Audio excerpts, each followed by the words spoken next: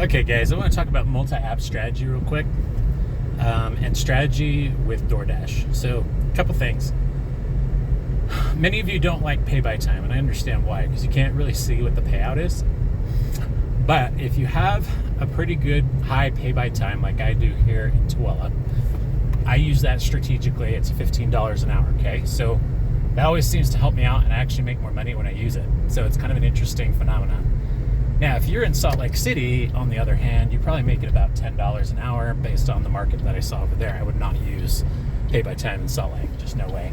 So if you saw in the challenge with John Billings and I, you'll notice that my strategy was to use pay by time to some degree, and it did help me in a couple of cases. So here's when I use it. I'll use pay by time when it's really slow, because then I maximize my earnings, okay? That's a reality. And so then I'm guaranteed a base and a tip. So you see, it's active time, so I use it in that way, because I know if there's a couple of strategic things I do. You can only really decline 2 orders with pay by time before it'll switch you over to a pay by order. So do keep that in mind. So if it's slower, it makes more sense to use pay by time, because again, you're maximizing your earnings with your active time. And even though, the tips I've noticed in my area are still still okay. They still make it worth it. I see a lot of $3 in the range of like $3 to $7 tips, and with large order program with pay by time, it's even better. So I shared a couple of those shorts with you guys so you can see that. But other things I do, my multi-app strategy is I use multi-apping pretty ingeniously. So what will happen is I'll have all the apps running throughout the day whenever I'm doing delivery. So I'll primarily DoorDash, again, is the big one in my area. So we get a lot of those, and they keep coming in. So I would tell you, use the multi-app strategy game to your advantage. So a good example is just what just happened there. I took 2 orders going in the same general direction, and because I had Uber Eats on, I was able to pick up 2 McDonald's orders, and I basically created a stack for myself. And the other day, same thing, I had Roadie on, and Roadie also came in clutch with an Uber Eats order.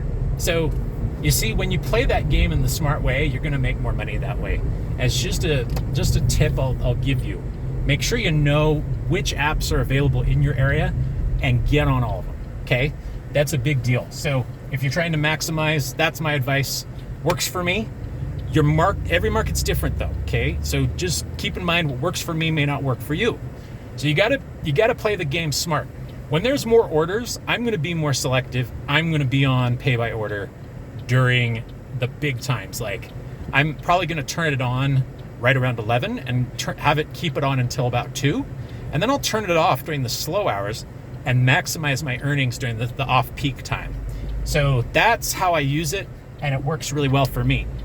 Either that, or I'll do grocery delivery during the slow times, because grocery deliveries do come in my area. Walmart is the primary delivery place where most of those come from, because we are a more rural area.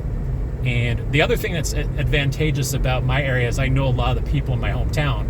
So getting to know your customers while you're out and about is a helpful thing. So again, market.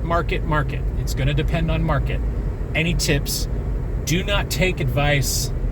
If you see something that's working in one area from one gig tuber, it's not going to work in another area for another person. So just standard advice I'd give you is make sure you know your market, okay?